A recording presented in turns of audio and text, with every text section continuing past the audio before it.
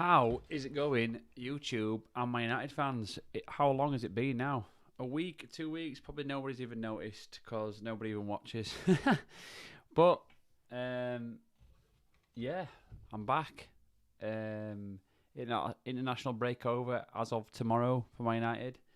So, cannot wait for that.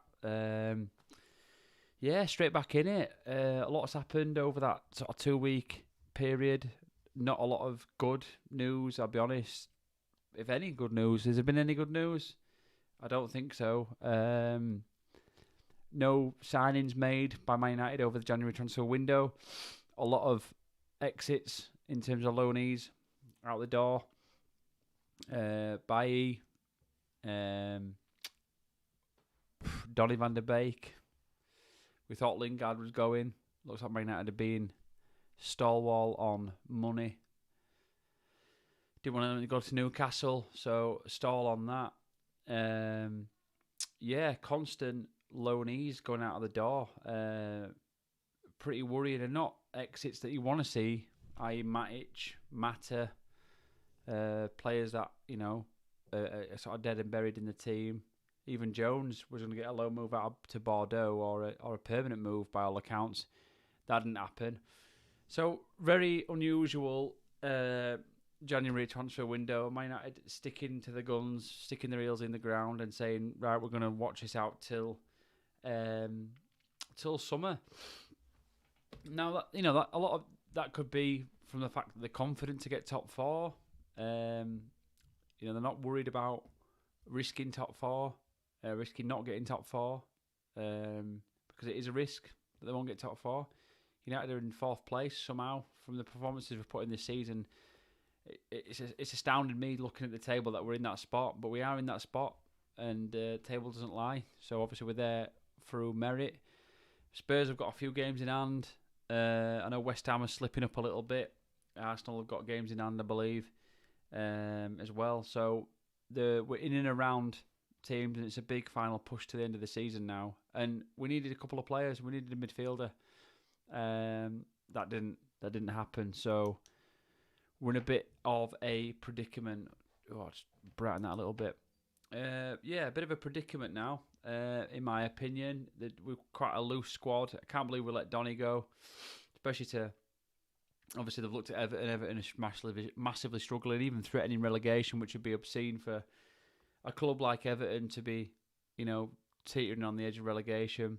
Considering how bad the bottom three teams are doing this season in Newcastle, Norwich and Burnley, but it appears that Everton may get roped into that. So interesting, really interesting. Well, not interesting for Man United, I suppose. But yeah, so a gradual bit of Does it disappoint? I'm trying to think of some clever words to describe it. It's just been very disappointing January transfer window, but not a window I've been surprised at, really. I think equally Zakaria was a bit frustrating. Obviously, then went to Juve. Juve just went wang. There's the money, taking for 8 million quid. I mean, 8 million quid in today's money is, in footballing terms, is in the Premier League is nothing, really, is it? It's a tenner. It wasn't a risk to bring on Zakaria, considering we've paid big bucks for players in the past, and it hasn't worked out. And I won't list the names, but there's a long list of names that haven't worked at United for major money. And Zakaria for 8 million quid, 8 million euros, so it was less than that, wasn't a risk. Wasn't a risk at all. Yet we didn't get him, so don't know what that means in terms of where Man United are at. They've obviously got some big plans for Europe and in terms of buying teams and buying players. They've obviously got a big short list of players that they want. We've got some good youth talent coming through in Hannibal, and obviously Shoretiri's there. We've got Palestri doing well. Armad's had a good, gone out on loan already and scored a goal at Rangers. We've got some good sort of players in the periphery of of things at United. All really attacking sort of players. But yeah, I'll obviously Elanga as well. Thereabouts. So yeah, it's been a bit of a disappointing window. Maybe United feel like the youth coming through is enough to feed what we've got. Maybe the fans are the ones in the wrong. I'm not sure. I feel like we needed something, a little strengthener. January's always an odd window because you don't often get that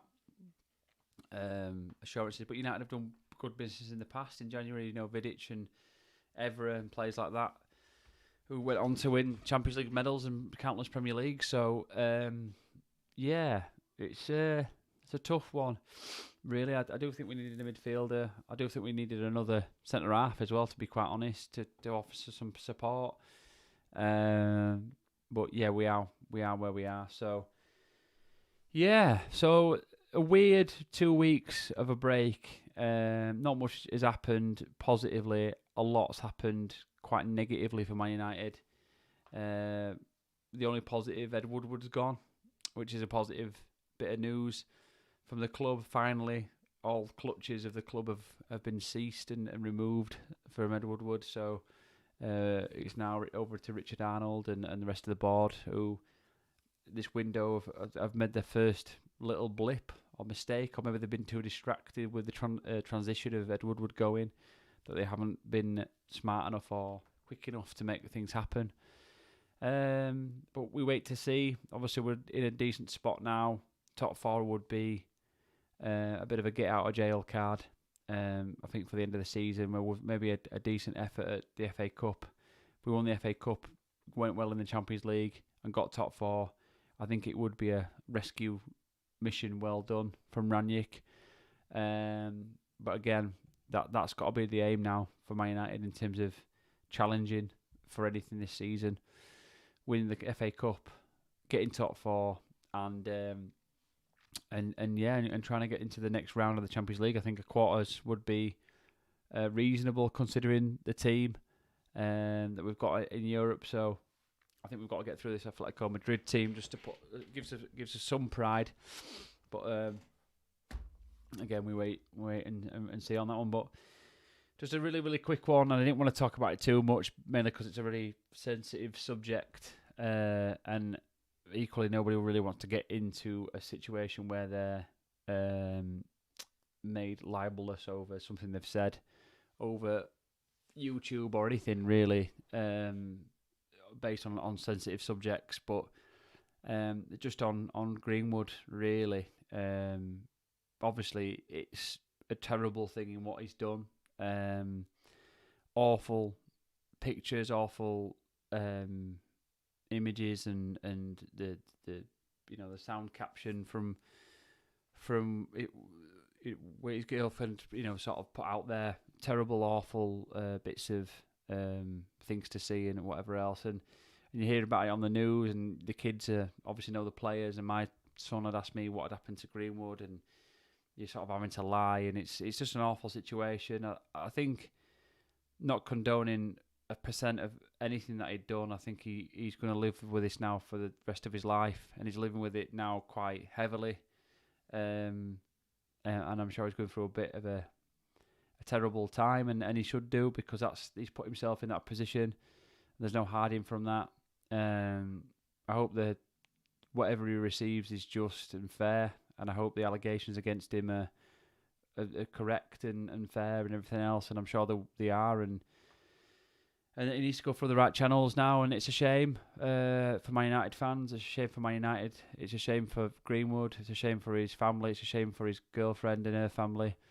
It's a shame for everybody involved, really, because this was a young lad with a young future, a good future. Probably had a future where we'd be talking about him being one of the best in the world. Definitely one of the best strikers in the country for a long period of time, and let's hope that there's some way where he's able to redeem that, and people can forgive him, and his girlfriend can forgive him, and is able to do the time, and he can come back from that. But from what he's done and what he's said and what everything else whatever else has been going on, it's a troubling thing, and obviously social media is quite a cruel place nowadays. You know, this happened. If this was to happen 20 years ago, it's on a news report at 10 o'clock on an evening. You know, you're not getting constant updates and behind the scenes. And I think with social media, you're getting a lot of in-depth stuff. People have got their views. And all I would say, I think he's been quite harshly punished by a lot of major factions. You know, Man United have come out and said that they're going to give Greenwood shirts back free of charge. Nike had dropped him like a stone instantly the day after it happened. And I think there's... I think all that's right. I don't think that's necessarily wrong, and they're entitled to do that. But then equally, I think, you know, let's see what let's leave the judgment up to the authorities and the police and let them deal with it now and stuff. You know, they've got it in hand. I think to constantly punish the lad and to set a precedent over somebody who's 19, 20 years old, who's still very young as an adult. When you're 19, 20, and then you're looking back as a 30-year-old, looking back at yourself as a 19-year-old, you often look at yourself quite embarrassingly, and you usually put your head in your hands when you look at all photographs and all things that you've said and done. You know, 10 years is a long time, and he'll look back at that, I'm sure, with huge embarrassment. And as I say, he'll live with it for the rest of his life. So I think we've got to kind of keep ourselves as fans now to ourselves on the view of it. Move on from it. Let things take its course. Let him deal with the time, whatever the punishment is and the judgment is that he receives. And concentrate on Man United and concentrate on the team and concentrate on football, and that's what we've got to do, and not talk about it and dwell on it and try to vilify him any further than that he's already done to himself. You know, as I say, I'm not condoning anything that he's done or said or whatever else. He's done that for himself in terms of what's been put out there, and he will get just cause for that, I'm sure. And so that's what it needs to be. So, as I say, just a final comment on it, really, that it's just such a shame for everybody involved. Massive, massive shame. But like I say, we move on from it. So, yeah, so straight into, on a bit of a lighter note, so coming back after 2 weeks and straight into the bad news. But as we both all know at the minute, Man United's not necessarily been a place of positivity in regards to football news at this over this season. So let's move on to the formation anyway and talk about something that is a little bit more positive, hopefully. And we're looking at a positive win. So we'll look. So here we are. The formation. Let's have a little drink.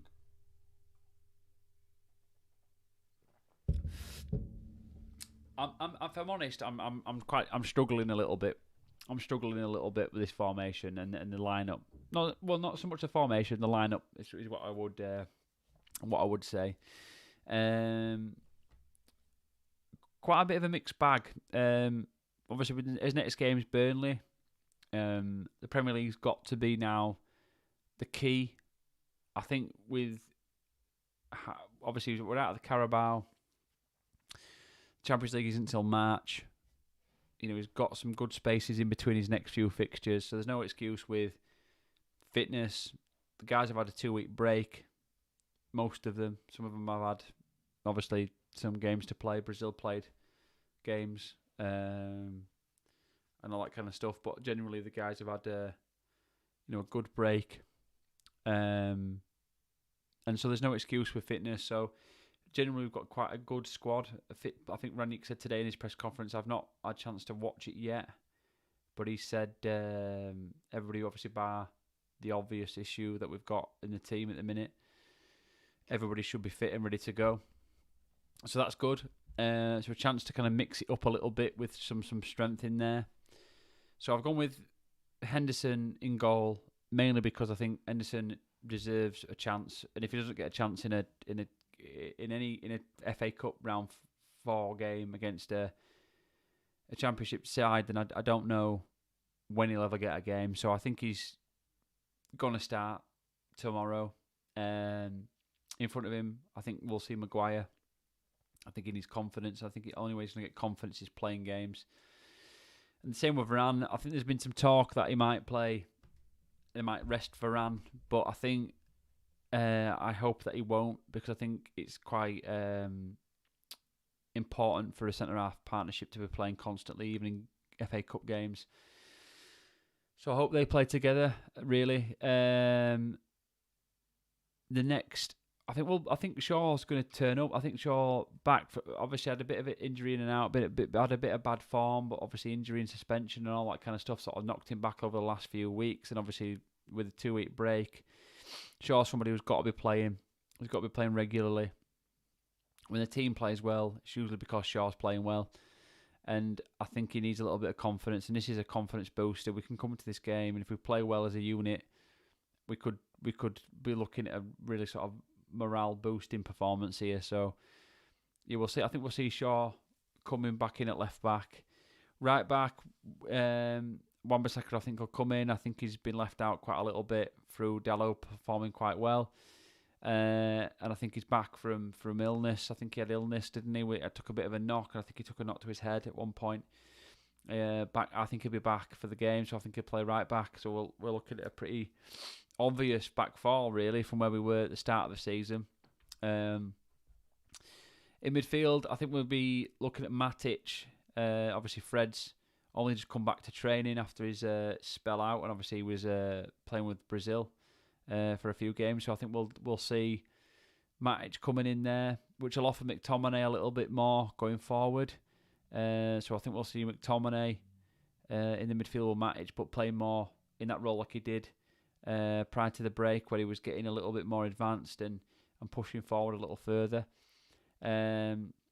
Hopefully, this is the big one. This is the kind of marker on the lineup, really, is Pogba. There was big hints today that Pogba might start. Obviously, he's been out for quite some time. It's now the 3rd, will be the 4th of February tomorrow. He'll have been out for near enough 2 months. He's got to play. You know, if he's not fit to play this game, he'll never be fit. So he's got to play. I think he'll rest Bruno. Bruno might want to play. We might see Matic, McTominay, Pogba, or Matic, Bruno, Pogba. But I think Pogba's going to play this game, and I can't wait. I can't wait to see him. I think he's going to have to. We've had talks about his contract. Is he going to sign? Is he not going to sign? He wants this money. He wants that money.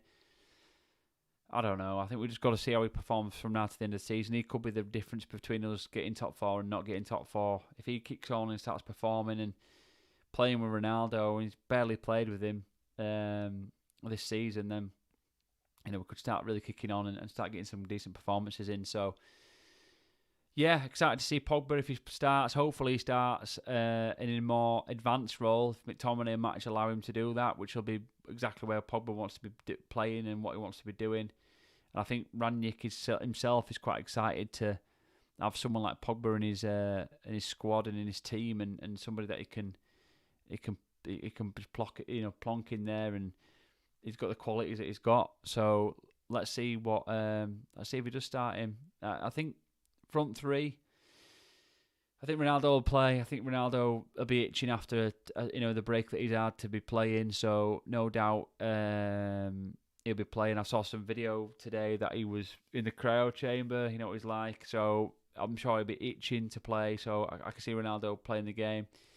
Equally left, I think Rashford hit a little bit of form after his kind of drop on the bench a few weeks before. Obviously had that sort of media spat, didn't he? All that's not spat, but that kind of came out, didn't he? That he was under a bit of pressure, and I think he bounced back. He's come back and he scored a couple of goals and off the bench. So I think he'll get a start, and I think he'll do well.